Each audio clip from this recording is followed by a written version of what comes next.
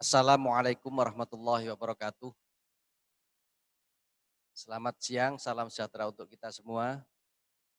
Bismillah, alhamdulillah, wassalatu wassalamu ala rasulillah wa ala alihi wa sahbihi wa mawalah, la hawla wa la quwwata illa billah ma ba'du.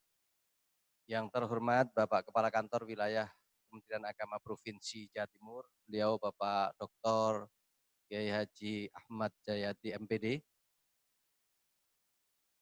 Bapak Ibu para peserta dari UKM wilayah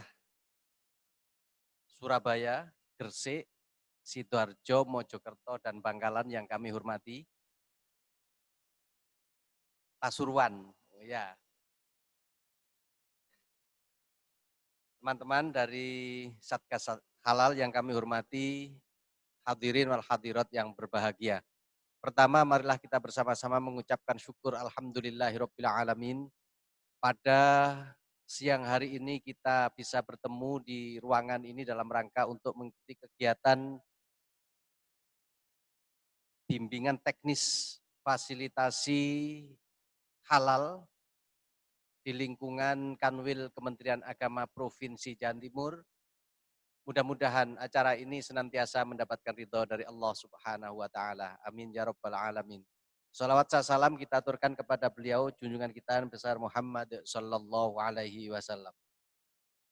Bapak Ibu sekalian yang kami hormati dan Pak Kakanwil yang kami hormati, perlu kami laporkan bahwa kegiatan fasilitasi bagi pelaku usaha UMKM yang ada di Jawa Timur ini, alhamdulillah Kanwil Kementerian Agama Provinsi Jawa Timur ini mendapatkan fasilitasi jatah dari BPJPH, Badan Penyelenggara Jaminan Produk Halal.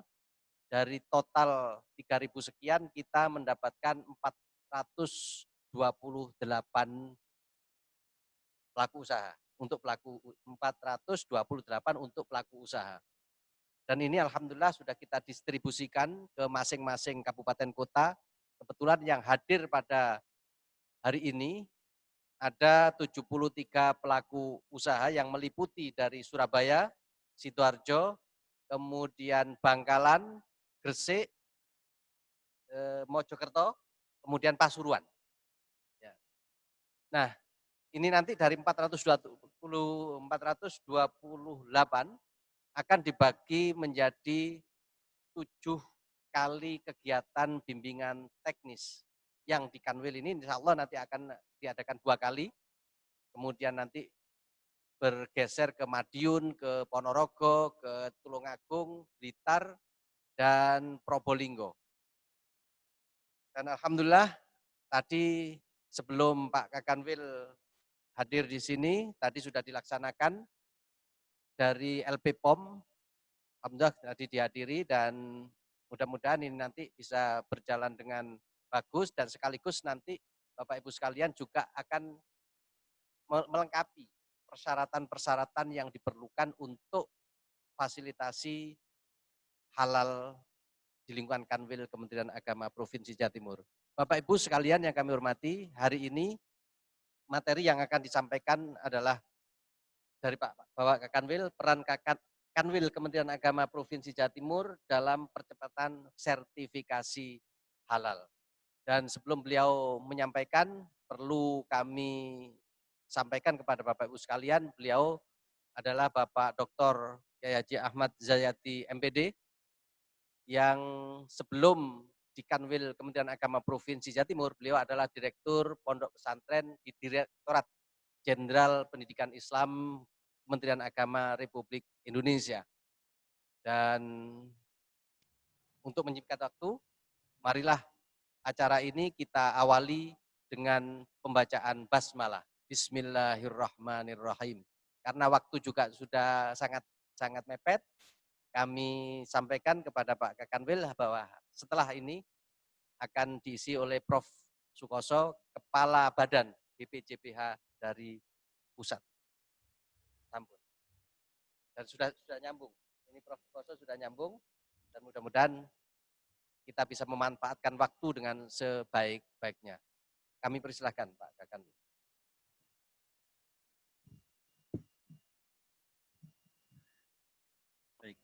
Terima kasih Pak Amin. Bismillahirrahmanirrahim. Assalamualaikum warahmatullahi wabarakatuh.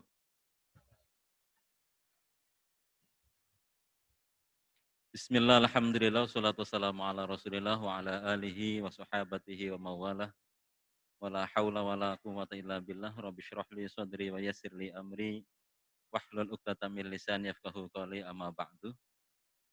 Ibu dan Bapak sekalian saya hormati, wabil khusus Pak Amin Mahfud, Kiai Haji. Jadi sengaja ditaruh di belakang, Pak. Beliau luar biasa semangatnya dari awal hingga hari ini dan insya Allah seterusnya. Semangat untuk kemudian selalu berimprovisasi, melakukan inovasi-inovasi dalam rangka memberikan layanan terbaik kepada kita semuanya, termasuk kepada ibu dan bapak sekalian. Itu sebabnya kendati hari ini adalah hari Minggu, hari Ahad, tetap karena derajat urgensitas dari kegiatan ini sangat tinggi, maka kemudian beliau menyelenggarakan kegiatan ini di hari-hari yang sesungguhnya ini haknya beliau, haknya keluarga beliau untuk istirahat. Tetapi atas nama pemberdayaan potensi UMKM, maka kemudian memang ini harus kita selenggarakan bersama-sama. Oleh karena itu mudah-mudahan ikhtiar kita semuanya ini semuanya mendapatkan keberkahan dari Allah Subhanahu wa taala. Ibu dan Bapak sekalian, ada dua hal besar saya kira yang ingin menjadi pengantar diskusi kita di siang hari ini terkait dengan tugas-tugas negara terhadap kita sebagai warga negaranya. Tantangan yang dihadapi oleh negara terhadap kita sebagai warga negara itu paling tidak ada dua tantangan besar. Yang pertama tantangan terkait dengan kehidupan keagamaan. Tantangan terkait dengan kehidupan keagamaan. Tantangannya adalah bagaimana kita mampu beragama dalam konteks Indonesia yang plural. Ini yang kemudian solusinya adalah dengan memperkuat moderasi beragama. Menghargai perbedaan-perbedaan, pluralitas di antara kita, ini bagian awal. Tetapi ini tidak ada kaitan langsung dengan Bapak Ibu sekalian menyangkut UMKM ini. Tetapi yang kedua, ini sangat luar biasa keterkaitannya karena yang kedua adalah tantangan dalam kehidupan bernegara. Justru pada saat kita bernegara, tantangannya adalah bagaimana kita mampu bernegara dalam konteks Indonesia yang religius. Bagaimana kemudian negara ini diselenggarakan dalam konteks Indonesia yang religius. Nah, kata-kata religius itu yang kemudian ada kewajiban negara untuk memberikan jaminan kepada warga negara yang beragama untuk menjalankan agamanya, termasuk hak-haknya sebagai warga negara yang beragama tadi itu. Dalam kaitan dengan hak-hak warga negara yang beragama, maka kemudian produk halal ini salah satu yang harus difasilitasi negara untuk warga negaranya, sehingga kemudian warga negara mendapatkan jaminan kehalalan dari produk yang dikonsumsinya, yang kemudian itu menjadi produk jasa dan seterusnya dan seterusnya. Jadi ini terkait dengan hak warga negara yang beragama, yang tentu mereka harus ada jaminan dari negara bahwa produk yang dikonsumsi, produk yang digunakan difasilitasinya itu adalah benar-benar yang halal, baik di sektor produk-produk makanan maupun produk-produk jasa yang lain. Nah, dalam kaitan ini maka kemudian peran Kementerian Agama nanti akan kelihatan di situ. Karena kita itu hadir atas nama negara.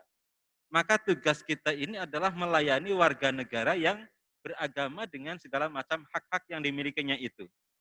Maka insya Allah kita di Kementerian Agama, ya kita itu berarti ya saya, Pak Amin, dan semua unsur layanan Kementerian Agama itu akan memberikan perlindungan kepada warga negara yang beragama untuk mendapatkan hak-hak keagamaannya. Jadi hak-hak keagamaan itu bukan hanya semata-mata berhak untuk mendapatkan layanan ibadah, tidak. Tetapi produk halal ini pun adalah bagian dari haknya warga negara yang beragama tadi itu. Jadi memberikan perlindungan itu pasti kita lakukan. memberikan perlindungan kepada warga negara yang beragama untuk mendapatkan hak-haknya sebagai tadi warga negara yang beragama. Kita juga tentu berkewajiban untuk melakukan pembinaan. Nah, termasuk pertemuan di siang hari ini adalah bagian dari proses pembinaan tadi itu. Ini tugas kita di Kementerian Agama, memberikan pembinaan. Sehingga sektor real, UMKM, yang kemudian berpotensi untuk mendapatkan sertifikasi halal, itu benar-benar akan kita fasilitasi. Ini tentu ada pembinaan-pembinaannya. Bagaimana kemudian persyaratan-persyaratan, ketentuan-ketentuan yang harus dipenuhi, itu nanti kita bersama-sama kita pikirkan dan kita siapkan. Sehingga standar-standar minimal untuk mendapatkan sertifikat halal itu nanti akan bisa didapatkan oleh Ibu dan Bapak sekalian. Tugas yang berikutnya tentu adalah fasilitasi. Fasilitasi ini juga tugasnya negara. Memfasilitasi warga negara yang beragama untuk mendapatkan layanan atas hak-haknya tadi itu. Oleh karena itu maka kemudian alhamdulillah kita bersyukur undang-undang tentang jaminan produk halal itu sudah ada. Ini satu instrumen regulasinya adalah undang-undang itu. Kita ada BPJPH, jadi ada JPH, JP itu jaminan produk halal. Kepastian hukum terhadap kebutuhan suatu produk yang dibuktikan oleh sertifikat halal. Ini JPH. Kemudian badannya itu BPJPH itu, badan yang ditunjuk oleh pemerintah untuk menyelenggarakan jaminan produk halal. Kita juga ada instrumen lain, ada LPH, Lembaga Pemeriksa Halal. Jadi LPH, BPJPH itu dalam kaitan pemberian jaminan produk halal kepada warga negara Indonesia yang beragama tadi itu. Meliputi apa saja? Ini meliputi hampir semua yang kita perlukan. Meliputi barang dan jasa. Barang dan jasa yang terkait dengan makanan, terkait dengan minuman, terkait dengan obat-obatan, terkait dengan kosmetika, terkait dengan produk-produk kimia, terkait dengan produk-produk biologi, terkait dengan produk-produk yang lainnya. Bahkan layanan-layanan jasa yang lain itu juga menuntut kehalalannya. Jadi ke depan saya kira memang wacananya luar biasa. Bagaimana kemudian misalnya layanan hotel yang halal. Ini yang kemudian sekarang muncul diksi hotel syariah, rumah sakit syariah. Ini semuanya adalah dalam rangka memberikan tadi hak-hak warga negara yang beragama untuk mendapatkan layanan sebagaimana ketentuan agamanya tadi itu. Ibu dan Bapak sekalian, yang berikutnya saya kira, saya kok berpikir kira-kira begini, kalau kemudian potensi usaha untuk produk-produk halal ini kita maksimalkan, kita optimalisasikan, maka ini menjadi kekuatan baru. Kekuatan baru potensi ekonomi umat itu sesungguhnya ada pada sektor ini. Kita ini pengguna produk halal terbesar dunia, tetapi nomor sekian dalam menghasilkan produk halal. Kita kalah sama Cina, kita kalah sama Australia. Australia itu penghasil daging halal terbesar di dunia. Bayangkan, itu bukan Indonesia, tapi Australia, New Zealand. Itu penghasil turunan makanan dari produk-produk susu. Itu New Zealand. Nah, Indonesia itu dalam konteks dunia itu sekitar 12,7% konsumen produk halal. Bayangkan, 12,7% dari konsumen produk halal dunia itu ada di Indonesia. Tapi kita tidak maksimal memberikan kontribusi terhadap keberadaan produk-produk halal itu. Oleh karena itu tentu kita sangat bahagia kalau kemudian kawan-kawan dari UMKM, kemudian kita ajak betul untuk bersama-sama kumpul, membicarakan tentang pentingnya kita menyediakan produk-produk halal yang dengannya lalu kemudian umat mendapatkan jaminan. Saya seringkali menyampaikan bahwa dengan kehalalan sebuah produk, itu tidak hanya kemudian produk itu memiliki nilai tambah begitu, tetapi insya Allah di dalamnya ada keberkahan. Ini. Jadi tidak hanya semata-mata memberikan nilai tambah, tapi ada keberkahan, ada kepuasan, ada keyakinan dari konsumennya. Kesadaran konsumen untuk menggunakan produk halal hari ini itu sudah demikian tingginya. Sudah sangat tinggi. Jangankan kita yang dewasa, anak-anak kita itu kalau ke supermarket, ke toko-toko kelontong, sebelum membeli produk tertentu, dia meriksa dulu. Ada enggak kata halalnya di situ? Sesuatu yang dulu ketika kita kecil, itu kita abai dengan hal yang semacam ini. Tapi hari ini saya kira secara kolektif kita punya kesadaran kritis untuk memastikan bahwa produk makanan yang kita konsumsi dan produk jasa yang kita pakai semuanya tidak hanya semata-mata memiliki label halal, tetapi juga proses-prosesnya segala macamnya mendapatkan jaminan bahwa semuanya telah melakukan proses-proses yang sedemikian rupa.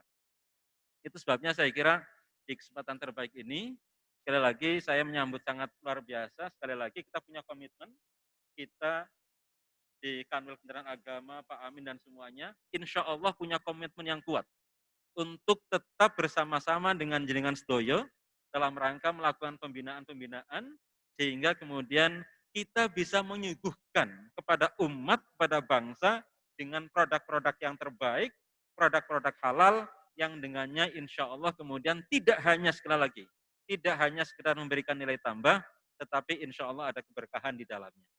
Saya kira ini Pak Amin, singkat saja yang bisa kami sampaikan. Kurang lebihnya mohon maaf. Paling penting saya kira di kesempatan terbaik ini kita bisa bersilaturahim.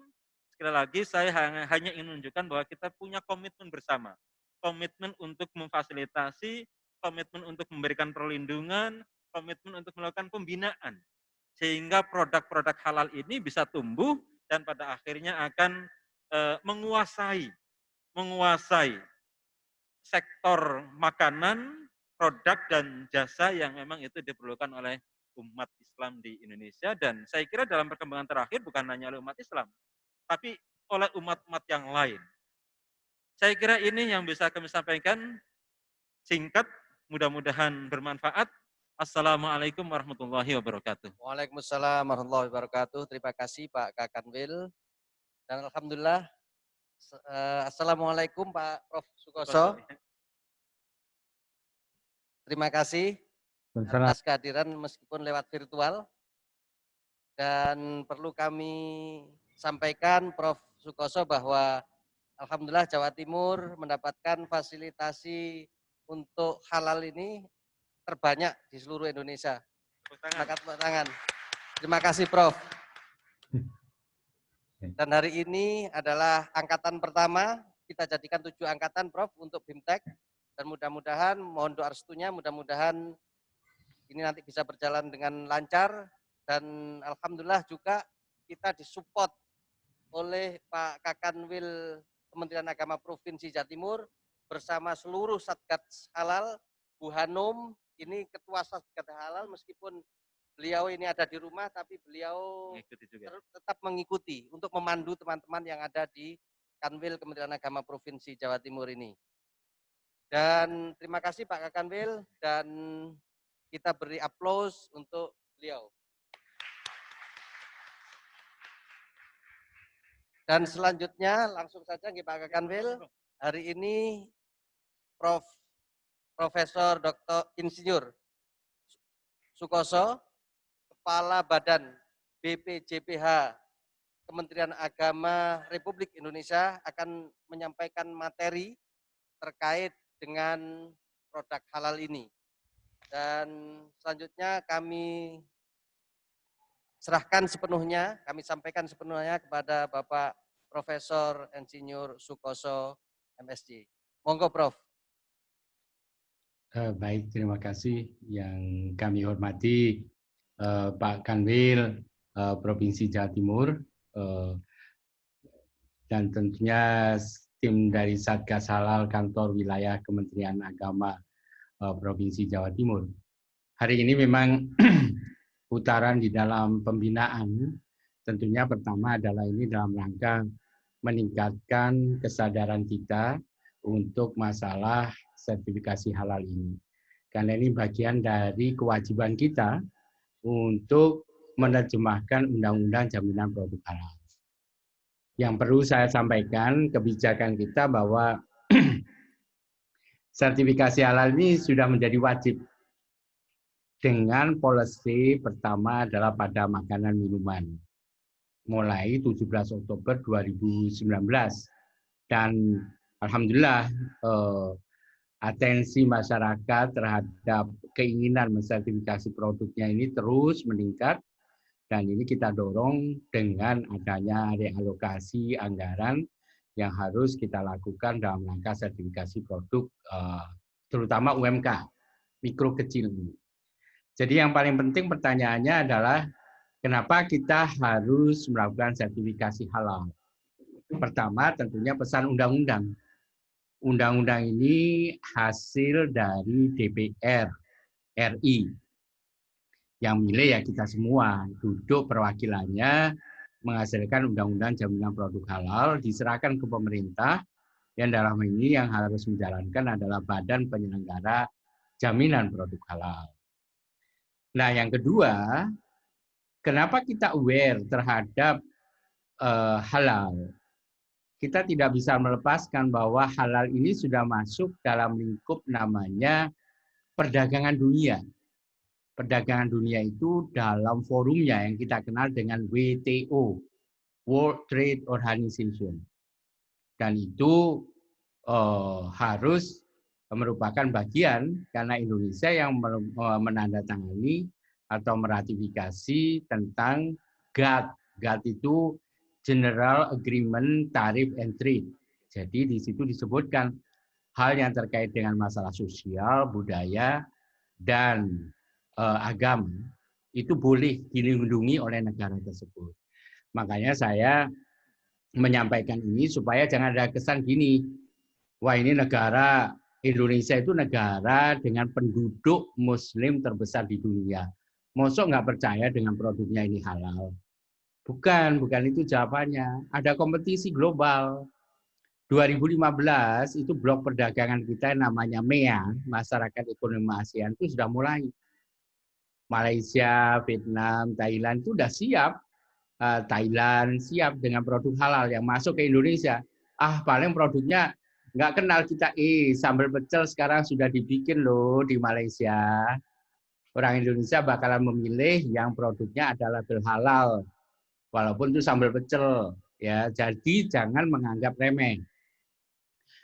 Karena itulah kenapa ini saya sampaikan mempersiapkan standar halal menuju kompetisi global. Kenapa? Karena memang sudah di depan mata. Pintunya sudah dibuka dalam masyarakat ekonomi ASEAN.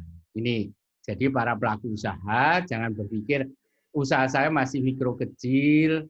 Bukan, tapi siapkan diri Anda karena bagaimanapun ini bagian dari kompetisi itu. Anda bisa tersingkir karena sistem. Kalau tidak mengikuti sistem itu, pasti tidak akan dipilih oleh konsumen. Ini. Oke, saya sampaikan di sini sekedar kurikulum vitae saya. Saya ini orang dari Malang, jadi saya ini dari Universitas Brawijaya Malang. Ini selesai saya mas studi saya di Jepang dan saya mendapatkan amanah sebagai Kepala Badan Penyelenggara Jaminan Produk Halal.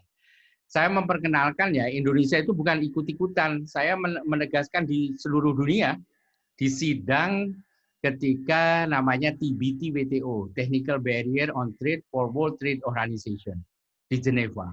Saya katakan Indonesia itu sudah concern halal sebagai sebuah bentuk kepedulian negara yang itu tercermin dalam Undang-Undang Dasar kita, pasal 29. Bahwa negara itu memberikan hak kepada masyarakatnya untuk memeluk agama dan menjalankan perintahnya. Nah, tentunya halal ini perintah agama Islam. Nah, dalam hal ini, gerakan itu sebenarnya sudah mulai sejak 1988. Mulainya ini dari Jawa Timur. Jadi, kalau Jawa Timur tadi itu disampaikan, wah ini yang sadar halal ini tinggi, Pak. Para yang melamar untuk sertifikasi halal tinggi, Pak. Ya mudah-mudahan ini ya, karena awal sejarahnya juga dari Jawa Timur, ya. Pertama kejadian yang ada di Universitas Brawijaya Malang, di mana di situ peneliti, ya ini guru saya ini, almarhum Prof. Dr. Tri Susanto ini, yang mengidentifikasi bahwa di dalam makanan minuman yang beredar di kampus itu ada mengandung sejumlah bahan yang itu bentuknya lard atau emulsifier atau yang kita kenal sebagai food additive dimasukkan ke situ supaya penampilan produk itu menjadi menarik, rasanya enak dan seterusnya. Dampak dari itu apa? Ketika penelitian itu diungkap, ternyata bahan-bahan food additive tadi itu, bahan yang ditambahkan, ternyata mengandung sejumlah bahan yang tidak halal atau haram. Itu dari turunannya babi. Dalam peredaran perdagangan internasional, itu tidak dikenal karena sudah menggunakan European Code namanya. E470 berapa, E110 berapa. Itu sudah tidak dikenali lagi. Tapi dikenalnya ini bentuk pewarna, ini bentuk pengemulsifier, ini bentuk misalnya stabilizer semacam itu. Ya. Karena itulah maka pada tahun 1988 itu akibat dari presentasi, paparan, dan hasil dari review riset ini, dampaknya adalah 20-30% produk nasional itu anjlok, turun.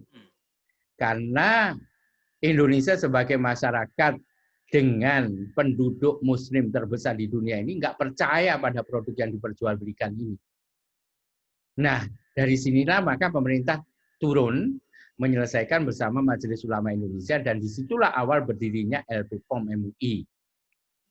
Dan disitulah awal dilakukannya sertifikasi halal, tapi sifatnya sukarela. Kok sukarela? Iya, karena tidak ada undang-undangnya. Hal yang wajib dilakukan di negara Indonesia, NKRI ini, jika diundangkan. Bentuk undang-undangnya ada. Karena sukarela muncul lagi kejadian. Pasti orang Jawa Timur kenal dengan masalah Ajinomoto ini, ya, karena pabriknya di Mojokerto. Ini juga ramai pada saat 2001 itu.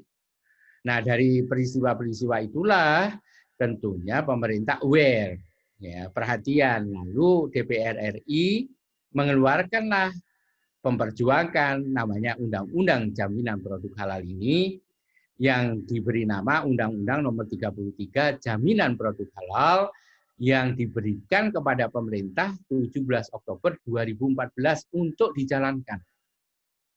Jadi undang-undang ini produk DPR, BPJPH, pemerintah itu menjalankan isi undang-undang itu. Nah, di dalam menerjemahkan undang-undang ini, lalu diterjemahkan lagi namanya Peraturan Pemerintah Nomor 31 dan Peraturan Menteri Agama Nomor 26 tahun 2019. Ini untuk menerjemahkan supaya operasional. Undang-undangnya tadi dari UUD 45 turun jadi UU 33, diterjemahkan lagi menjadi PP 31, PMA 26 termasuk hari ini, karena di situ di state bagi UMK wajib halal itu dilaksanakan dengan bantuan dari pihak lain. Itu ada statement seperti itu. Nah, Indonesia, saya sampaikan, ini kita harus bangga ya sebagai Indonesia, sebagai merah putih. Itu satu-satunya negara di dunia yang memiliki undang-undang jaminan produk halal. Anda dijamin produknya halal oleh negara. Ini. Jadi kalau yang lain saya katakan enggak ada undang-undangnya itu, ya. Makanya kenapa saya harus terbang ke Jeneva menjelaskan tentang undang-undang jaminan produk halal ini, menjelaskan dengan peraturan pemerintah nomor 31 dan 2019 tentang PMA 26. Karena ini menyangkut perdagangan dunia. Tadi disitir oleh Pak Kanwil Kemenang, ya, bahwa misalnya produk daging sapi dari Australia, iya, tetapi harus standarnya standar halal Indonesia, begitu. Nah, dalam kontekstual itulah maka ini dunia perlu disosialisasikan. Nah, di situ saya menjelaskannya bahwa ada undang-undang jaminan produk halal. Bedakan antara halal dengan thayyibah. Karena kalau thayyibah itu urusannya nanti dengan BPOM. Badan Pengawasan Obat dan Makanan. Ya, nih, jadi dua hal yang punya tujuan untuk perbaikan kualitas, tapi tempatnya berbeda. Halal di BPJPH, kalau Thayyibah atau keamanan pangan, sanitasi, hygiene, ya, GMP, SSOP, itu ya yang dikenal di dalam proses makanan, minuman, obat, itu semua ada di dalam BPOM. Tentunya kita didukung juga dengan keuangan syariah yang sudah banyak sekali dimiliki oleh beberapa perbankan. Nah, BPJPH ini hadir sebenarnya tahun 2018 sebagai Satker. 2014 undang-undangnya lahir, iya. Tetapi tidak bisa dijalankan Undang-Undang Nomor 33 itu. Tapi harus diterjemahkan dengan Peraturan Presiden Nomor 83 yang keluar tahun 2015. Yang kemudian keluar Peraturan Menteri Agama Nomor 42 Nomor 2016. 2017 itulah BPJPH lahir tepatnya 11 Oktober 2017. Namun pada saat itu tentu sebagai lembaga negara kita belum satker penuh. Satker penuh itu baru menjalankan fungsinya tahun 2018. Jadi tahun 2020 ini BPJPH memasuki tahun ketiga. Dan insya Allah di 11 Oktober 2020 ini mengawali kita start masuk ke tahun keempat. Ini strukturnya ya. Jadi Menteri Agama itu membawai Badan Penyelenggara Jaminan Produk Halal, Dirjen Pendidikan Islam, Dirjen Bimbingan Masyarakat Islam, lalu kemudian ada Sekjen, dan seterusnya, ada Katolik, Hindu, Buddha. Nah, strukturnya di dalam BPJPH itu, kami membawai 4 eselon 2, yaitu Sekretaris Badan, Pusat Registrasi dan Sertifikasi, Pusat Pembinaan dan Pengawasan Jaminan Produk Halal, Pusat Kerjasama dan Standarisasi Halal. Hari ini sebenarnya pekerjaannya pada Pusat Pembinaan dan Pengawasan Jaminan Produk Halal dalam rangka mempersiapkan sertifikasi halal yang dilakukan oleh Pusat Registrasi dan Sertifikasi. Nah, fasilitasnya itu ada di dalam standar yang kita bikin. Standarnya itu kita lagi menyelesaikan namanya Sistem Jaminan Produk Halal. Di samping standar lainnya seperti SNI 99001 itu tentang sistem manajemen halal, kemudian 99002 itu terkait dengan bagaimana menyiapkan dan cara memotong unggas atau ayam, lalu 99003 itu rumah potong hewan, dan juga cara memotong hewan kaki 4 ini. Nah ini saya sampaikan, seringkali ada pertanyaan gini, BPJPH ngapain aja sejak tahun 2014? BPJPH baru bekerja sebagai entitas, ya, sebagai sebuah unit eselon 1 itu 2018. Dan yang kita kerjakan saat ini, yang semua kita kerjakan itu harus ada landasan hukum. Apa landasan hukumnya? Selain Undang-Undang Nomor 33, itu ada Peraturan Pemerintah Nomor 31 ini, ya, tentang implementasi jaminan produk halal, itu kita kerjakan. Dan BPJPH ini beda dengan eselon 1 lainnya, karena BPJPH ini berdasarkan undang-undang adalah badan layanan umum. Nih, berdasarkan undang-undang pada pasal 45, di mana dikuatkan dengan surat keputusan Kementerian Keuangan nomor 3 tahun 2019. Kita juga menyelesaikan Peraturan Menteri Agama nomor 26, melakukan penyiapan calon auditor halal sebanyak 226 orang, lalu tentunya mendorong berdirinya LPH, kalau kita bagi 226 itu ya sekitar 77 LPH yang ada. Nah tentunya di situ kita mendapat dukungan dari kementerian lembaga terkait. Kita juga pernah digugat ya, jadi kalau menggugat pemerintah tentang halal, itu pasti dokumennya masuk ke BPJPH. BPJPH harus menyiapkan semua jawaban. Dan alhamdulillah memang 3 kali digugat, ya 3 kali gugatan itu ditolak. Itu berdasarkan surat keputusan Mahkamah Konstitusi nomor 8 dan nomor 49. Jadi kita tetap harus menjalankan perintah undang-undang. Kemudian kita menyiapkan sumber daya manusia. Terkait apa auditor halal? Karena keluar keputusan Menteri Tenaga Kerja nomor 266 ini yang kita sebut sebagai Standar Kompetensi Kerja Nasional Indonesia tentang auditor halal. Alhamdulillah kita sudah menyelesaikan namanya First International Halal Dialogue tanggal 12 November. Alhamdulillah antusiasme luar biasa besar sekali dan insya Allah di tahun ini kita akan menyelenggarakan di 5 benua untuk kegiatan ini secara daring. Nah, ini kita setting dengan BI, Bank Indonesia, untuk memperkenalkan halal Indonesia ini ke seluruh dunia. Dan seperti yang saya sampaikan, saya sudah hadir di sidang Technical Barrier on Trade for World Trade Organization di Geneva, tanggal 13 sampai 15 November 2019. Jadi, Bapak Ibu sekalian, jangan lagi ada pemikiran gini, enggak penting tuh sertifikasi halal. Anda akan ditinggal oleh konsumen. Anda akan ditinggal oleh partner saudara karena produk Anda enggak bersertifikat halal. Ngapain saya menjual barang enggak laku? Ini yang saya harus sampaikan. Konsumen juga enggak mau beli kalau enggak ada sertifikat halalnya. Dan Indonesia menjadi anggota penuh bagi Standar Meteorologi Institute for Islamic Countries yang itu berpusat di Turki dan kita diterima waktu itu di Mekah. Dan kita sudah menyalakan penyelia halal berdasarkan SKK khusus sebanyak 114 orang.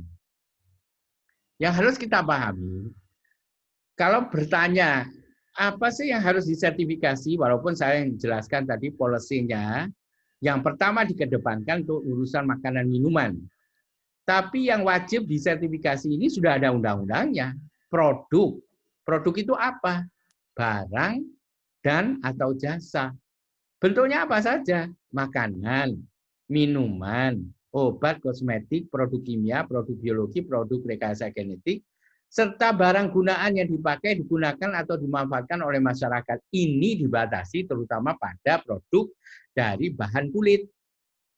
Ya, atau bahan-bahan yang diduga berimplikasi terhadap ketidakhalalan. Contoh begini, baju, kancingnya itu dari tulang.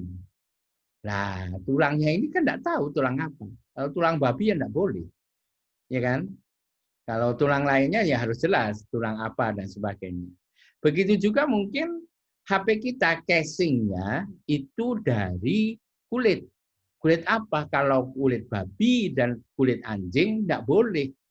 Haram. Nah, kalau itu kulit yang dicampur, kita harus melakukan sertifikasi. Bukan HP-nya yang disertifikasi, casingnya. Begitu juga kalau ketemu mobil, joknya itu dari kulit, atau bahan yang kita gunakan itu seperti misalnya kursi kita dari kulit, itu kulitnya itu harus disertifikasi halal. Bukan kursinya.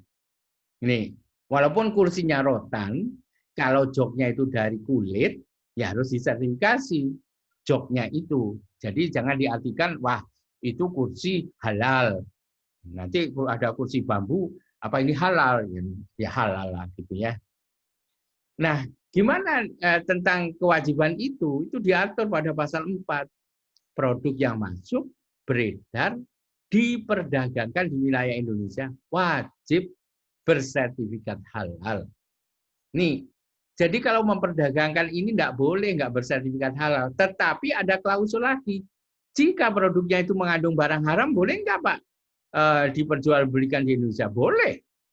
Pasal 26 melindungi. Karena produk yang mengandung barang haram dikecualikan dari mengajukan sertifikasi halal. Tetapi pelaku usahanya wajib mencantumkan keterangan tidak halal. Jadi jangan rame, jangan berdebat. Kalau ada minuman mengandung misalnya 13% alkohol, ya jangan dibeli Muslim. Ya pasti haram, gitu kan? Terus dikatakan misalnya ini sate BABI, ya tidak boleh dibeli dong. Jelas kok dia memberitahu ini sate BABI, gitu kan? Tuh. Dan seterusnya termasuk di dalam komposisi makanan misalnya E470 berapa begitu. Yang itu memang haram ya harus ditulis dengan keterangan bahwa itu tidak halal. Kita memang mengantarnya supaya ditulis dengan warna yang mencolok ya dengan huruf yang berbeda.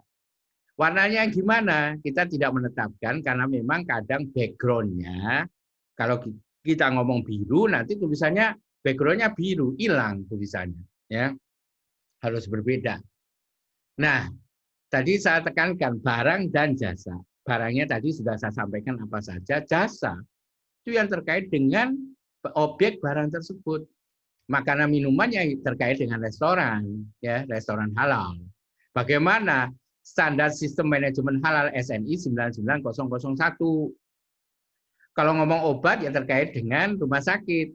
Bagaimana rumah sakit standar halal. Kalau kosmetik ya terkait dengan beauty clinic, ya. Rumah-rumah itu ya kecantikan dan sebagainya. Yang terkait misalnya dengan minuman, makanan itu juga terkait dengan hotel, ya. Ini. Jadi di situ mata rantainya itu melalui penyembelihan, rumah potong hewan, RPH, RPU, RPA, ayam, ya.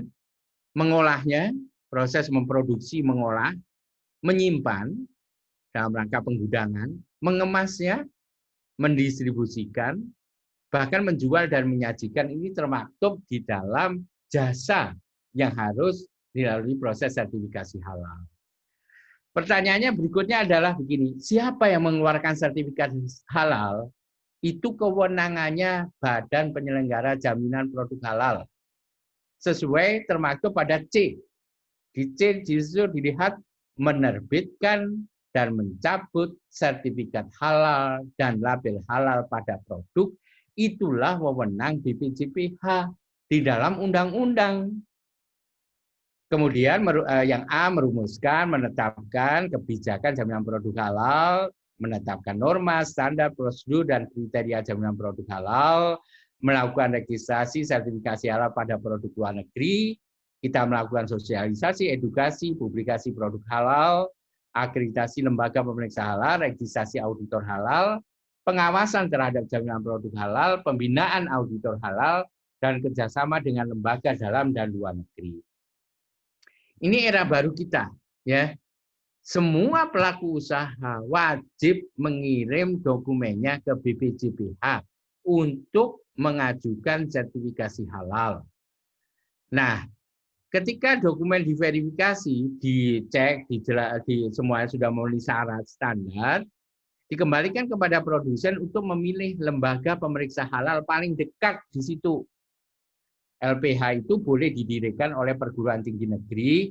Alhamdulillah sebenarnya saya sudah MOU dengan banyak perguruan tinggi negeri di Surabaya, di Jawa Timur. Namun realisasinya terhambat karena memang auditor halalnya belum mendapatkan uji kompetensi. Mudah-mudahan kita doakan bersama supaya LPH ini segera berdiri sehingga yang Jawa Timur ya biar ditangani yang di Jawa Timur. Nggak usah capek-capek kemana-mana begitu. Hasil audit inilah menjadi landasan untuk dikirimkan ke BPJPH, lalu diajukan untuk sidang fatwa halal di MUI, dan landasan sidang fatwa halal itulah menjadi dasar keluarnya sertifikat halal oleh BPJPH yang mengeluarkan. Nah, bedanya sertifikasi halal prosesnya itu beda dengan yang kita kenal, yang kita sebut sebagai nutritional fact. Jadi fakta nutrisi itu selalu harus masuk uji laboratorium. Tapi kalau sertifikasi halal tidak, kita telusur. Telusur dulu, kalau ada yang mencurigakan baru masuk laboratorium. Telusurnya sederhana sebenarnya. Contoh ya, pisang itu kan halal. Karena kita mau jualan pisang goreng, maka ditanya, digoreng dengan minyak apa? Nah, minyaknya ada sertifikat halal, ya halal sudah. Lalu tepungnya pakai tepung apa? Oh, semua sertifikat halal. Semua data itu dikumpulkan untuk diajukan dalam rangka mendapatkan sertifikasi halal, sehingga pisang goreng itu sudah bersertifikat halal. Begitu. Nah, ini, jadi kalau merubah sesuatu dari tampilan awalnya berubah karena ada intervensi teknologi, ya harus disertifikasi halal begitu. Saya lanjutkan ini ya. Sebenarnya ini gambaran yang tadi di atas, tapi ini lebih jelas lagi ya. Artinya produsen perusahaan besar itu harus mengajukan sertifikasi halal dengan memiliki yang namanya penyelia halal. Penyelia halal itu orang yang bertanggung jawab di dalam proses produksi halal, PPH. Nah, ini ada pelatihannya tadi saya sebutkan ya. Nah, kemudian datanya dikirim ke BPSDPH, dilanjutkan sebagaimana yang tadi saya sampaikan. Memang totalnya itu hampir 97 hari kerja, 97. Tapi dengan rancangan undang-undang Cipta Kerja, kita pangkas mudah-mudahan bisa menjadi 21 hari kerja. Lalu keluarlah sertifikat halal dan berlakunya sertifikat halal itu 4 tahun. Ini. Nah, ini bagi UMK. Usaha mikro kecil itu boleh didampingi atau boleh pemiliknya menjadi penyelia halal. Tapi kalau tidak punya, ada pendamping halal center. Karena itu kenapa saya mendorong berdirinya halal center di banyak perguruan tinggi, supaya perguruan tinggi dengan fungsi pengabdian pada masyarakatnya itu membina para usaha mikro kecil ini, sehingga mikro kecil tidak dipersulit dengan adanya mengisi form, mengkomunikasikan dan sebagainya itu. Nah, ini sebenarnya alur memperoleh sertifikat halal ya. Tadi sudah saya jelaskan semua alurnya seperti ini. Siapa melakukan apa sampai menerbitkan sertifikat halal yang dilakukan oleh BPSDPH ini. Nah, persyaratan permohonan sertifikasi halal ini sebenarnya sudah kita sosialisasikan ya di TV saya muncul di beberapa TV, saya sampaikan http halal go id info penting, itu akses saja ke sana. Nanti diisi aspek legalnya menyertakan nomor induk berusaha atau SIUP, surat penetapan penyelia halal dibikin, siapa penyelia halalnya disertakan nama dan jenis, daftar bahannya, proses alur pembuatannya, dokumen SJPH-nya, standar jaminan produk halal, sistem jaminan produk halal, dan seterusnya ini. Nah, kalau ada sesuatu yang terkait dengan pengaduan, itu akses informasinya terbuka kok kita ya. Karena memang Kementerian Agama ini mendorong keterbukaan publik ya. Sebagai institusi pemerintah wajib menjalankan keterbukaan publik. Jadi boleh di situ diakses kalau ada sesuatu yang kurang jelas, adukan saja pakai telepon, pakai WhatsApp, pakai pakai yang namanya email, kemudian pakai Facebook, ya Twitter. Kita beri sarana semuanya yang menggunakan medsos dan sebagainya. Nah, ini contoh sertifikat yang sekarang ini berlaku ya. Jadi kita sudah mengedarkan ini, beberapa sudah menerima, bahkan 23 provinsi kalau nggak salah sudah menerima itu. Ini bentuk sertifikatnya, gambarnya Garuda. Di situ ada lambang Garuda, berarti Republik Indonesia. Itulah sertifikat halal yang dikeluarkan berdasarkan pasal 42 ayat 1 Undang-Undang 33 tahun 2014 dengan masa berlaku selama 4 tahun. 4 tahun ya, ini tolong dicatat, 4 tahun. Nah, kalau ditanya labelnya, memang kita sudah mematenkan ya. Kalau semua udah tahu itu klik gitu ya. Di Kemenkumham keluar itu label seperti ini. Ya, karena memang tahun 2017 kita mengajukan sesuai dengan BPJPH mempunyai kewenangan dalam menetapkan label halal sesuai dengan pasal 37 Undang-Undang 33 tahun 2014. Nah, ini dipatenkan di Kementerian Kemenkumham, Hukum dan HAM. Nah, ini sudah keluar. Namun operasionalnya tentu karena memang masih banyak yang menggunakan stok yang lama dan sebagainya, kita beri waktu kalau nggak salah di PP itu 5 tahun ya. Nih, yang dihadapi banyak produk. Tadi saya jelaskan policy-nya, makanan dan minuman dulu dimulai 17 Oktober 2019 dan kita melakukan pembinaan selama 5 tahun sampai tahun 2024. Setelah 2024 Anda melanggar, Anda kena sanksi pidana dan administrasi. Jadi sekarang ini gunakan waktu sebaik-baiknya untuk konsultasi, biar dibina itu.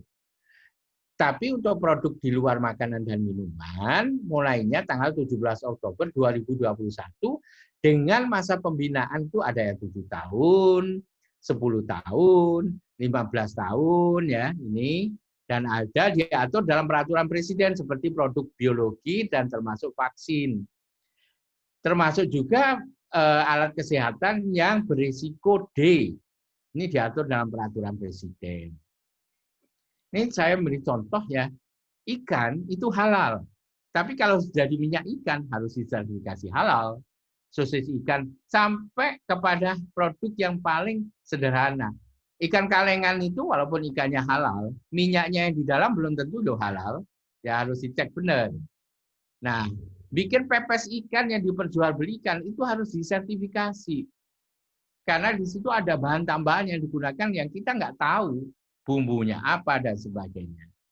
Nah, saya melanjutkan ini di dalam kompetisi itu bukan hanya produknya saja, sumber daya manusianya harus disiapkan. Makanya BPJPH bekerjasama dengan Kementerian Tenaga Kerja mempersiapkan ahli-ahli untuk menjadi auditor halal, ahli-ahli untuk menjadi penyelia halal. Dan itu lagi kami perjuangkan semuanya, terutama pada SKK khusus penyelia halal ini yang dikeluarkan oleh Kementerian Tenaga Kerja kepada Halal Institute. Halal Institute sudah menyerahkan dokumennya ke BPJPH untuk dinaikkan derajatnya menjadi SKKNI namanya.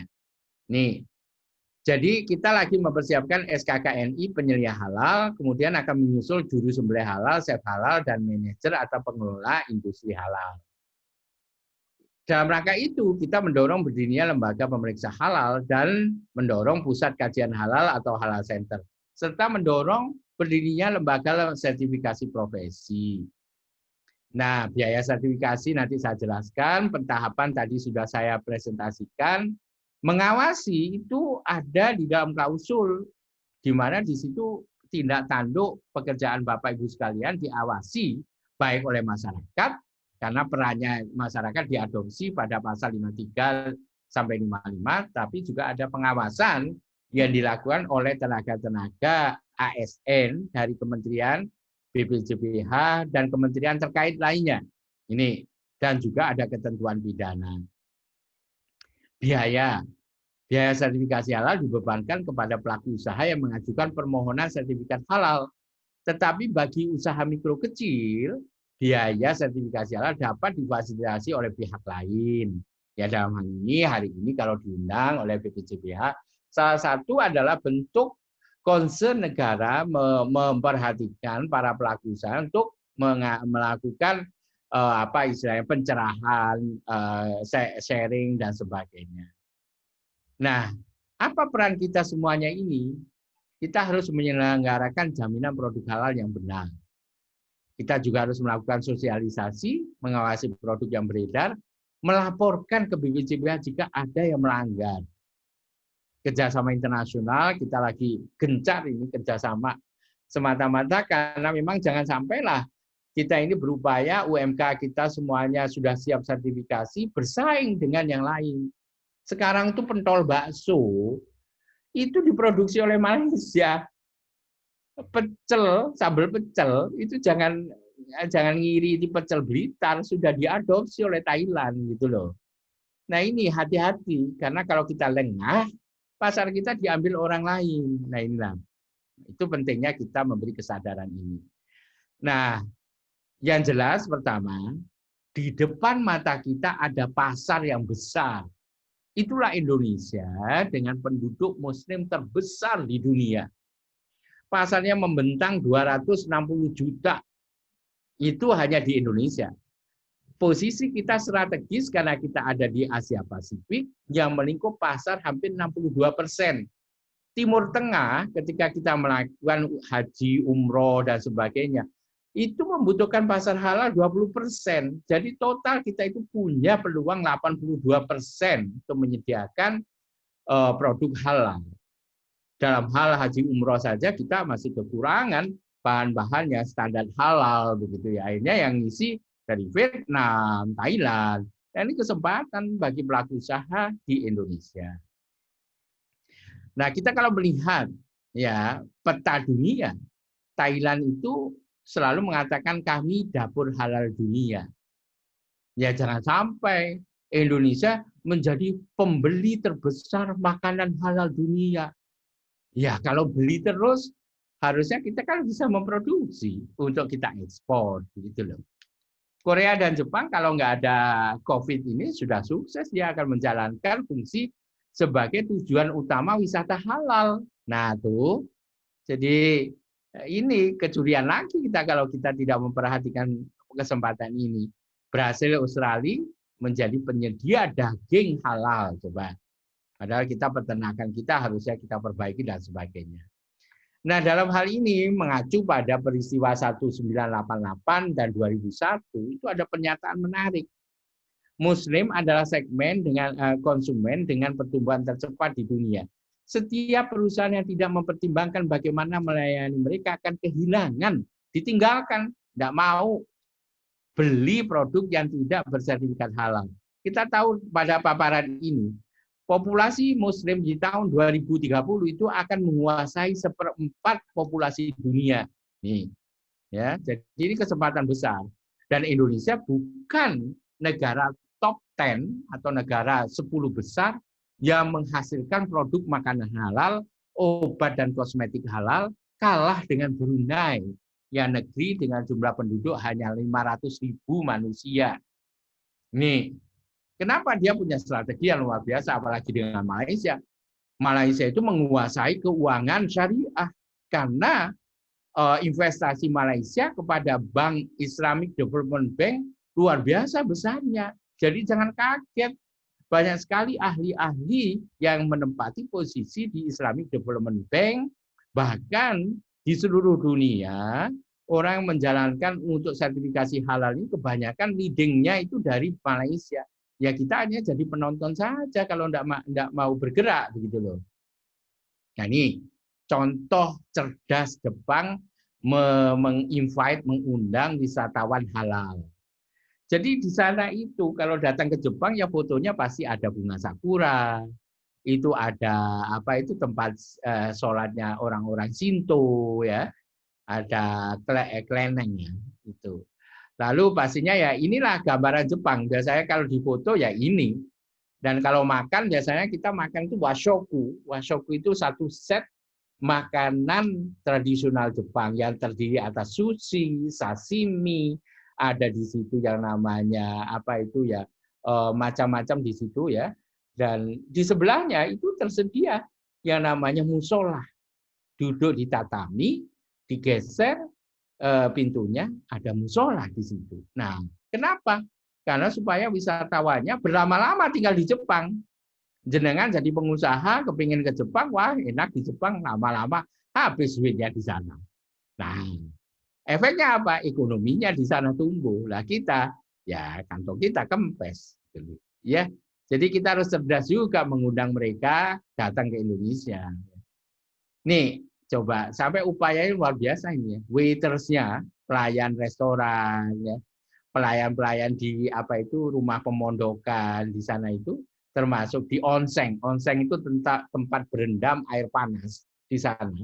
Itu didandani seperti ini. Bahkan sudah dipisahkan tuh onsennya sangat privat. Kalau keluarga disediakan sendiri, kalau perempuan sendiri, laki-laki sendiri, sangat privat sekali. Beda dengan kalau saya dulu sekolah, ketika masuk onsen itu kadang malu. Laki-laki itu ya campur jadi satu di kolam. Sekarang enggak, sudah konsepnya sudah konsep halal. Jadi dia sediakan ruang-ruang privat sendiri begitu. Nah intinya begini, mari kita hantar Indonesia ini untuk menjadi halal Indonesia untuk masyarakat dunia. Supaya kita menjadi kiblat produktif, menghasilkan barang, produk yang bisa kita ekspor, memenuhi pangsa pasar halal yang sangat besar di dunia ini. Demikian yang bisa saya sampaikan, mudah-mudahan bermanfaat, dan ini menjadi pembekalan kita semua, ya Bapak Ibu sekalian. Semoga yang hadir di dalam ruangan ini, tadi saya lihat ada yang kipas-kipas itu ya, mungkin ya karena kepanasan. AC-nya mudah-mudahan hidup itu, ya.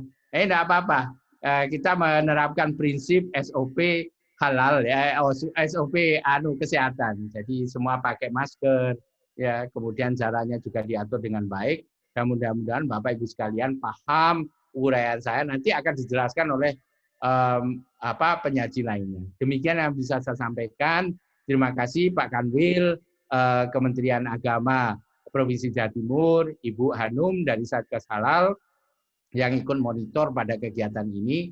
Mudah-mudahan kita semua paham, karena ini adalah bagian dari concern pemerintah menghantarkan supaya produk Indonesia ini menjadi paling tidak tuan rumah di negeri sendiri. Dan syukur kalau mampu bersaing dengan produk lainnya. Ibu Bapak sekalian, di Indonesia kenal terasi. Jangan dikira Vietnam menghasilkan terasi juga. Di Indonesia ada petis. Di Vietnam juga menghasilkan petis loh. Hati-hati ya, karena ini pasarnya udah global. Jangan berpikir, wah kalau gitu nggak perlu saya sertifikasi. Tuh hati-hati sekali. Bahkan ditinggalkan oleh konsumen kita. Begitu yang bisa saya sampaikan. Terima kasih perhatiannya. Bila taufik wal hidayah. Wassalamualaikum warahmatullahi wabarakatuh. Waalaikumsalam warahmatullahi wabarakatuh. Tangan. Applause untuk Prof. Sukoso. Ya. Terima kasih Prof. Materi yang disampaikan, mudah-mudahan teman-teman dari UKM yang ada di Jawa Timur ini bisa memahami dan mungkin ada kesempatan untuk barangkali ada dialog, Prof. Monggo, silakan. Oke. Ada yang mau tanya, monggo. Mumpuk kesempatan ini langka. Monggo. Dari mana, Pak, Bu? Satu dari yang dari mana? Dari Malang ya. Dari Gresik. Bu, dari Bangkalan. Bangkalan. Nggih, Prof. Yang satu? Dari Gresik lagi. Ya, sementara tiga dulu. Monggo kami persilakan. Belakang. Sebutkan nama dari UKM apa?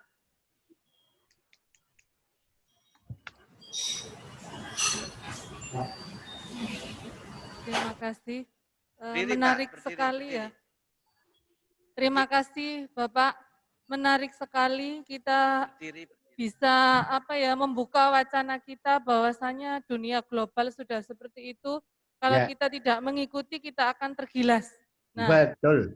Yang kami keluhkan Bapak, kebetulan saya itu ada bakery. Nah, bakery itu kan mesti ada penambahan bahan pangan. Contoh untuk menghilangkan amis telur, itu kalau tidak dikasih rum, itu enggak bisa Pak, tetap rum amis. Jamaika ya? Rum ada yang halal Pak, ada yang zero. Tetapi kita mencarinya itu sangat susah. Dan di toko-toko bakery itu, biasanya yang tersedia itu rum biasa. Nah kalau kita tidak teliti, itu enggak ada halalnya itu bagaimana? Lah mohonlah untuk dari LPOM ya. Nah, itu untuk bagaimana bahan tersebut diproduksi secara massal seperti itu. Ini langsung dijawab apa gimana? Tiga dulu, Prof. Nanti. Oh gitu, ya udah. Monggo yang satu, ini, yang dari Bangkalan. Dari UKM apa, Mbak? Baik, terima kasih. Saya dari Bangkalan, dari Alwaris Batik Aromaterapi. Alwaris Batik Aromaterapi, Pak. Ya. Baik, kami ingin bertanya, Pak. Produk kita bukan makanan dan minuman, tetapi kreatif ya. Kerajinannya itu batik aromaterapi. Nah, di sini sering dipertanyakan sama konsumen kita, apakah produk ini bisa bermanfaat dan tidak berbahaya dikonsumsi? Maksudnya karena aromanya itu aroma-aroma rempah gitu. Jadi batiknya itu wangi, Pak. Baru pertama dengar ya, Pak ya? Iya, iya. Oke, itu di sini kan mau ikut halal juga ya, Pak ya. Nah, sedangkan kita mulai dari produksinya itu yang pewarna alami, itu semuanya bahan-bahannya dari kita sendiri. Jadi bahan-bahannya dari Madura semua. Nah, kemudian untuk kita tanpa bahan kimia. Nah, untuk ingin menjelaskan seperti itu kepada konsumen butuh sertifikat resmi dari pemerintah yang menerangkan bahwa ini memang aman digunakan, terus tidak sensitif di kulit, dan halal seperti itu. Nah, mohon petunjuknya dari Bapak. Sekian dari kami. Wassalamualaikum warahmatullahi wabarakatuh. Waalaikumsalam warahmatullahi wabarakatuh. Monggo yang belakang, yang dari Gresik tadi. Belakangnya, Dek. Bismillahirrahmanirrahim. Assalamualaikum warahmatullahi wabarakatuh. Waalaikumsalam. Terima kasih. Beberapa pertanyaan. Oh ya, nama saya Anim, Prof. Saya usahanya di olahan ikan bandeng, memang spesialis bandeng dari Gresik. Ada beberapa pertanyaan, Prof. Di sini terkait sertifikasi halal. Selama ini sertifikasi halal yang dikeluarkan oleh LP POM MUI memang mengarahnya ke produk, Prof. Apa bisa ke depan untuk ke industrinya atau produksinya, artinya UPI-nya yang mungkin ada di sertifikasi, jadi tidak hanya fokus kepada produknya aja, karena di beberapa negara tetangga kita sudah mengarah ke industrinya, Pak. Jadi selain produknya yang disertifikasi halal, juga industrinya yang disertifikasi halal. Mungkin sama halnya kita ke restoran atau ke rumah makan, mungkin di situ yang disertifikasi mulai dari tempatnya, kemudian juga makanannya. Mungkin di produksi kami UKM tempatnya juga atau ke produknya juga. Terima kasih. Ya. Ada 3 pertanyaan, Prof. Langsung. Ya, terima kasih. Begini ya, tidak semuanya artinya itu BEM salah BEM bisa kejawab. Yang pertama tadi yang saya tahu selama ini memang rum Jamaika. Karena itu kenapa saya menyampaikan ini pentingnya kolaborasi dengan perguruan tinggi. Kalau perguruan tinggi ini ada di dalam ruangan ini, saya ini orang perguruan tinggi. Harusnya ini menjadi hal yang menarik tadi ya. Bau amis harus disesuaikan dengan apa. Itu kajiannya sangat ilmiah banget. Bisa diganti misalnya dengan bahan apa dan sebagainya. Karena itulah maka menjadi auditor halal itu tidak sembarangan orang, dia di bidangnya.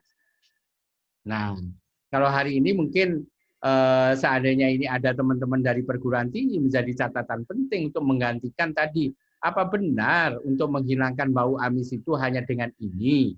Sebenarnya banyak yang bisa diselesaikan bahkan dengan menggunakan bahan-bahan alami lainnya. Itu ya. Jadi saya tidak akan menjawab tapi kontekstualnya begini, ya. Ini tentu urusan yang terkait dengan ketersediaan bahan. Nah, di dalam hal ini memang tadi disebutkan ada bahan, Pak, tapi jumlahnya terbatas. Kalau seandainya jenengan itu menemukan bahan itu, lalu diberitahukan perusahaannya apa, kita akan mendorongnya supaya lebih banyak memberikan kontribusi dorongan pada terkait dengan industri halal ini. Jawaban yang kedua ini tentang aromaterapi tadi ya. Begini, tadi kan saya menjelaskan pisahkan antara halal yang dilakukan oleh BPJPH, Badan Penyelenggara Jaminan Produk Halal. Kalau bicara keamanan, kesehatan, ya, efek racun itu pada BPOM, bukan kepada BPJPH. Jadi kalau jenengan tadi menggunakan pewarna alami dari akar-akaran, ya tentunya itu halal. Kan bukan dimakan, itu satu. Ya, barangnya jelas itu dari tumbuhan. Ya, bukan dimakan, bukan berdampak kepada misalnya kalau jenengan pas mencampur itu terus mabuk, terus lupa ingatan. Ya. Ingat daratan. Nah, ini bahaya. Kalau seperti itu kajiannya bukan terkait dengan halal, tapi terkait dengan keamanan pangan. Keamanan pangan itu yang punya otoritas adalah Badan Pengawasan Obat dan Makanan. Nah, kalau misalnya batik, tadi ceritanya batik ya, menggunakan pewarna alami. Sekarang pertanyaannya, apakah batik itu dimakan? Tidak. Hanya untuk melekatkan atau menempelkan supaya material yang menempel ini kuat. Nah, makna racunnya itu kan pastinya setelah dicuci atau proses setelah pembatikan, dicuci dan sebagainya, maka akan mereduksi hal tersebut, maka itu tidak masuk pada kelompok yang menjadi kegiatan di dalam BPJPH, bukan klausul keamanan yang kita bicarakan kehalalannya. Ini ya. Jadi Ibu, nanti yang tadi yang dari apa itu dari Madura ya, dari Bangkalan, itu bisa mempertanyakannya ke BPOM karena standarnya di sana tentang keamanan, kesehatan terkait dengan itu. Tapi kalau yang terkait dengan kehalalan boleh ditanyakan kepada BPJPH. Karena kalau kita menjelaskan tentunya standarnya beda ya, karena kita tidak terkait dengan kesehatan tadi keamanan ya. Olahan bandeng. Ya, tadi saya sudah memberi contoh produk perikanan ya. Kalau Anda mengolah bandeng dalam bentuk apa, misalnya diasap, ini pun harus disertifikasi karena berubah bentuknya, bukan bandeng segar. Kemudian dipepes. Tetapi yang dipertanyakan di sini adalah terkait industrinya, beda pendekatannya, produk dengan tempat proses, sertifikasinya beda. Ya. Pertama, tadi kan saya katakan, sertifikasi itu pada produknya itu barang dan atau jasa. Yang itu prosesnya ya tentunya paralel. Pertama contoh, rumah makan. Rumah makan itu kalau di dalam konteks halal, dia pasti memasak di sana. Yang dimasak harus jelas-jelas barang-barang halal. Alatnya tidak boleh campur dengan barang-barang yang tidak halal. Karena itu kalau manajemennya itu dipisah. Manajemen dapur halal itu tidak boleh campur dengan manajemennya dapur yang tidak halal. Pisau saja itu kalau digunakan, maaf, setelah memotong babi, lalu Anda gunakan untuk memotong ayam, sudah salah, itu tidak boleh. Makanya di dalam SNI 9901 terkait dengan sistem jaminan produk halal, ya terkait dengan sistem manajemen halal, dan kita memperkuat lagi, BPJPH akan segera mengeluarkan namanya sistem jaminan produk halal, itu mengatur tentang sistemnya. Sistem itu cara, bukan yang terkait dengan barang dan jasanya. Nah, di dalam sistem itulah maka beda pendekatannya. Jadi di situ satu, kalau ngomong industri, itu ada di Kementerian Perindustrian. Sudah keluar itu aturan yang terkait dengan untuk mendapatkan terkait industri kawasan halal. Beda ya. Di situ memang BPJPH terlibat di dalamnya. Namun sektor itu di bawah payungnya Kementerian Perindustrian kalau bicara wilayah kawasan. Nah, dalam hal ini mari kita secara tepat, karena ini UMK yang saya hadapi sekarang ini. Seingat saya, pembinaan ini dilakukan untuk usaha mikro kecil. Pastinya mikro kecil itu boleh merupakan usaha PIRT. Ya, PIRT artinya bisa dilakukan di rumah atau pada zona kawasan khusus. Ini di situ sebenarnya wilayah yang harus kita perhatikan. Pada industri besar itu sudah ada kawasan industri halal. Bahkan kita BPJPH sudah bekerja sama dengan Kementerian Kementerian Perindustrian yang sudah mengeluarkan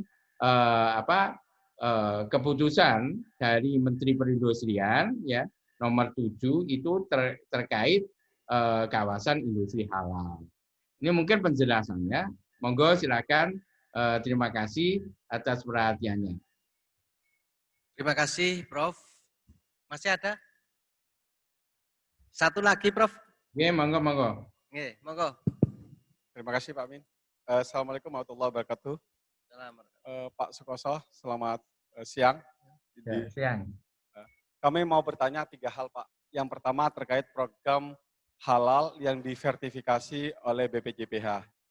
Pelaksanaan yang begitu mepet, waktu yang begitu mepet, apakah memungkinkan sertifikat itu bisa terselesaikan dalam waktu tahun 2020? Pertanyaan pertama. Yang kedua, kami masih melihat kerancuan terkait dengan pembiayaan sertifikasi halal, yang mana kami selalu menanyakan tentang bila mana mengurus sertifikasi halal secara mandiri, itu belum pernah keluar tarif harga, Pak. Masih dilempar kepada LP POM. Harapan saya, adanya suatu momentum kepastian, sehingga para pelaku industri yang masanya mau diperpanjang, itu bisa segera ngurus mandiri. Nah, namun ada pertanyaan yang kedua, Pak. Pengurusan sertifikasi halal itu berpacu pada beberapa item produk. Bagaimana bila mana pelaku industri itu memiliki banyak item produk? Apakah per item produk itu dikenakan biaya per piece atau per macam produknya, atau memang secara global sesuai jenis produknya? Karena pelaku industri biasanya lebih dari 2 atau 3 item produk, kadang berbeda alur produksinya. Nah, yang terakhir, Pak, pemberian sertifikasi halal ini sangat bermanfaat dan disambut baik bagi pelaku industri Jawa Timur, dan khususnya kami atas nama pelaku industri kecil Jawa Timur tidak lepas mengucapkan terima kasih pada Pak Sukoso yang sudah berjuang memberikan fasilitas ini, sehingga di tahun 2024 ini akan bersertifikasi halal. Karena yang saya dengar sudah 4 tahun, Pak, sertifikasi halal. Kalau tahun lalu 2 tahun, sekarang sudah 4 tahun. Mohon penjelasan dan sertifikasi ini mudah-mudahan, Pak, di bulan November atau Desember sudah keluar. Wabillahi wal taufiq wal hidayah. Wassalamualaikum warahmatullahi wabarakatuh. Waalaikumsalam warahmatullahi wabarakatuh. Waalaikumsalam. Langsung, Prof. Saya jawab langsung ya. Begini, ini kalau bicara terkait fasilitasi UMK, Pak. UMK ini memang di situ dijelaskan berbiaya 0 rupiah. Lalu kita menyediakan dana alokasi dari pemerintah. Ya. Itu, Pak, ceritanya kok bisa begitu? Iya, karena ada realokasi anggaran. Dari apa? Dirjen Haji dan Umroh. Di situ kan ada anggaran. Dialihkan ke BPJBH untuk digunakan dalam rangka sertifikasi fasilitasi pada usaha mikro kecil ini. Itu yang dalam konteks untuk masalah sertifikasi tahun 2020 yang terjadi tadi itu. Kok sangat mepet, Pak, waktunya. Karena memang proses itu ya baru terselesaikan di akhir bulan September, Pak. Jadi uang itu bukan uang kita. Ya, untuk mengalihkan itu ada proses administrasi yang harus dijalankan, baru kemudian disalurkan, begitu kan? Itu satu. Jadi mohon dipahami ya, ngurus uang negara itu jangankan ngurus uang negara, bapak aja yang pegang duit, ibu pegang duit, anaknya kalau minta seringkali ayo minta aja ke ibumu, ayo minta ibunya ngerengek-rengek, minta saja ke bapakmu, terus ngerengek-rengek lagi, minta saja ke tetangga sebelahmu. Ya itulah artinya apa? Ada mekanisme, Bapak, yang harus dilalui, dan mekanisme itu standar sebagai pengelolaan keuangan. Jadi nggak bisa kita langsung, oh ini ada langsung aja tak diberikan begitu, bukan, karena ini bukan uang kita ya. Kita akan diperiksa oleh Badan Pemeriksa Keuangan, itu loh, Pak ya. Ini ada mekanisme. Dan itu tadi saya sampaikan, kita mendapatkan green light itu akhir bulan September, ini mengawali Oktober, makanya ini teman-teman, aduh gimana ini ya, kalau ditanyakan, Pak, ya semuanya kerja keras akhirnya, bahasanya ya, karena itulah kebiasaan kita, harusnya pelaku usaha itu kalau ditanyakan, sudah punya legal aspeknya, sudah punya cara flow mengerjakan proses itu, oh ada, saya sudah bikin misalnya ya. Kemudian tentu bahannya apa saja sudah ada datanya. Karena itulah saya sinergi dengan yang lain, Satgas Halal, lalu ada Halal Center perguruan tinggi, ini akan sangat membantu sebenarnya untuk mensolusi masalah-masalah Bapak. Saya yakin deh, 4 tahun yang akan datang, pertanyaan itu tidak akan muncul karena Bapak sudah terbiasa dengan irama yang sebelumnya tidak seperti ini, Pak. Saya kan mengatakan, sebelumnya sukarela, suka-sukanya. Mau sertifikasi, mau enggak, akhirnya orang tidak aware, tidak mempersiapkan dirinya. Contoh, Pak, tiap tahun pasti anak Bapak ingin masuk perguruan tinggi. Ibu bapaknya sekarang sibuk. Kenapa? Ngeleskan anaknya, memasukkan ke bimbingan belajar. Karena sudah tiap tahun pasti ada. Nah, ini kita mengawali 17 Oktober 2019 dan ini menjadi kewajiban yang terus-menerus kita jalankan. Mudah-mudahan nanti dengan awal ini, ya mari kita semangat bareng-bareng ya untuk menyelesaikan ini. Yang kedua, itu tentang biaya. Pak, tadi saya jelaskan, kami tidak, BPJPH tidak bisa mengeluarkan pengumuman biaya karena BPJPH itu BLU. BLU itu Badan Layanan Umum. Ketika mengeluarkan biaya harus menerima dulu surat namanya Peraturan Menteri Keuangan. Ditanya kalau saat ini kami belum mendapatkan landasan hukum itu.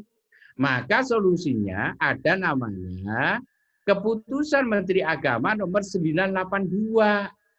Di situ disebutkan hal terkait dengan pembiayaan diserahkan kepada LPH, dalam hal ini LP POM MUI. Karena itu Bapak kalau tanya ke kami sama sekali tidak memungut biaya itu. Ya. Jadi Bapak memasukkan dokumen itu tidak ada biaya yang akan ditarik oleh BPJPH sebelum BPJPH memiliki peraturan Menteri Keuangan. Nih, kalau ada peraturan Menteri Keuangan, kami akan mengumumkan biaya untuk misalnya jenengan mau melakukan sertifikasi mandiri, pendaftaran segini, nanti dilanjutkan pemeriksaannya oleh LPH segini, sidang fatwanya segini, sudah kirim kepada bank yang jelas, banknya sudah. Jadi kita itu Pak di dalam mengurus negara itu tidak boleh Bapak itu mengirim pembayarannya kepada saya misalnya, tidak boleh. Sama seperti contohnya anak Bapak pastinya ada yang kuliah ya, bayar SPP-nya maksud diberikan amplop ke rektornya, enggak kan, bayarnya sudah ke bank. Nah ini sistemnya itu akan begitu Pak. Ketika peraturan Menteri Keuangan itu turun, maka nanti pembayaran akan dilakukan langsung di bank. Bapak hanya menyetorkan bukti kitirnya aja. Ini sudah saya bayar sejumlah ini, itu yang dicatat oleh BPJPH dan Satgas Halal. Kemudian Pak, item produk. Itu ada ketentuan Pak. Jadi saya kalau ditanya sekarang ini, tanda tangan sertifikatnya itu cuma satu Pak. Di lampirannya sampai 20 item. Nah, kalau pertanyaannya biayanya berapa? Kami belum bisa mengeluarkan rincian biaya itu karena kami belum memiliki peraturan Menteri Keuangan. Saat ini peraturan Menteri Keuangan lagi disiapkan. Kalau peraturan Menteri Keuangan sudah keluar, BPJPH akan mengumumkan secara transparan lewat website ataupun tadi yang saya sampaikan informasi lewat medsos. Begitu Pak ya. Sertifikasi. Nah, tadi disampaikan ya, memang sertifikasi ini ya memang penting. Jadi terima kasih tadi sambutannya baik sekali dan harapan saya tentunya tadi harus dipahami Pak, perjalanan kami ini ya apapun ya kita harus mengikuti aturan, undang-undang, peraturan dan juga ketentuan hukum lainnya. Kalau enggak kita akan disalahkan karena ini menyangkut tentang keuangan rakyat, masyarakat yang dikelola lalu dikembalikan lagi untuk kebaikan di dalam melakukan proses good services. Karena kita ini badan layanan umum, Pak. Nah, kalau jenengan itu beda, ya. Mohon maaf ya, kalau seandainya di KUA pasti udah tahu itu berapa yang harus dibayar dan sebagainya ini. Karena memang beda. Yang di Bimas Islam itu bukan bentuknya BLU. Kalau kami BLU, karena BLU maka kita harus menunggu peraturan Menteri Keuangan. Kita sudah berusaha dan mudah-mudahan kita doakan bersama segera peraturan Menteri Keuangan keluar sehingga nanti BPJPH bisa mengumumkan secara transparan berapa biaya yang dikenakan. Begitu Pak ya. Mudah-mudahan semuanya jelas ini. Jadi itu yang bisa saya sampaikan. Terima kasih. Saya kembalikan kepada moderator, silakan. Terima kasih Prof. Dan kita beri aplaus sekali lagi kepada Prof. Sukoso. Bapak Ibu sekalian, saya kira materi yang dari Pak Prof. Sukoso sudah kita terima dengan jelas dan kami dari Satgas Halal Provinsi Jawa Timur siap membantu Bapak Ibu sekalian. Dan perlu kami informasikan Prof, mungkin kalau nanti tahun 2021 kami dari Jawa Timur siap, kita sudah punya data Prof, data sekitar 14.000 UKM yang sudah memberikan informasi kepada kita. Barangkali nanti kalau ada fasilitasi dari BPJPH, kami siap untuk melaksanakan, Prof. Ya, terima kasih Pak. Tapi satu hal saya pesankan ke para pelaku usaha, pemerintah pastinya concern, tetapi uang itu kan terbatas. 4 tahun, seandainya sekarang dibantu pemerintah, 4 tahun kemudian jangan minta gratisan lagi ya. Masa tiap lahir minta gratis terus. Iya toh. Ini loh caranya ngitung ya. Masa sih seminggu itu berapa hari? 7 hari toh.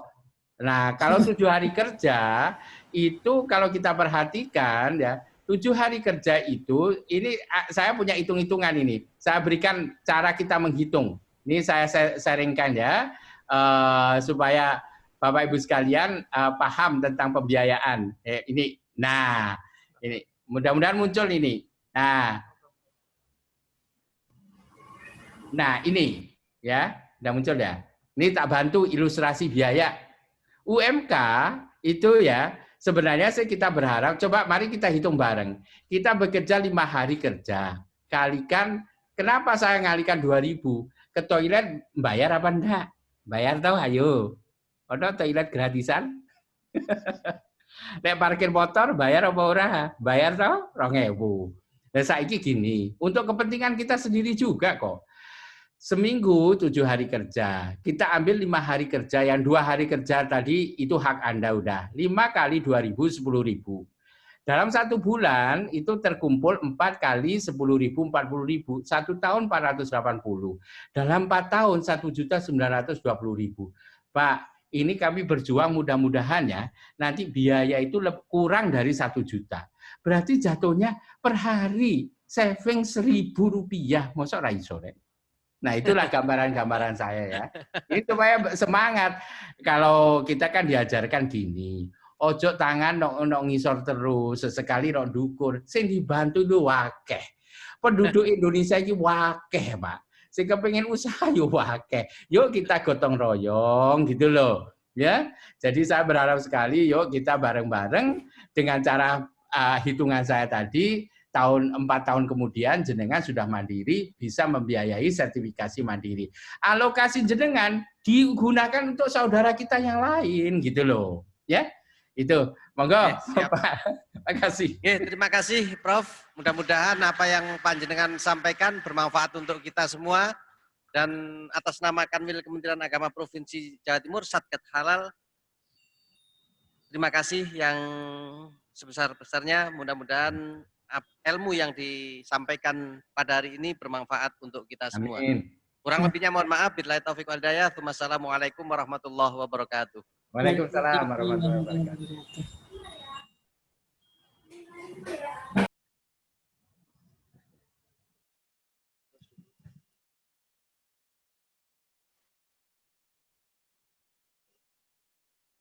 Bapak Ibu sekalian, selanjutnya ini panjenengan masih semangat enggak?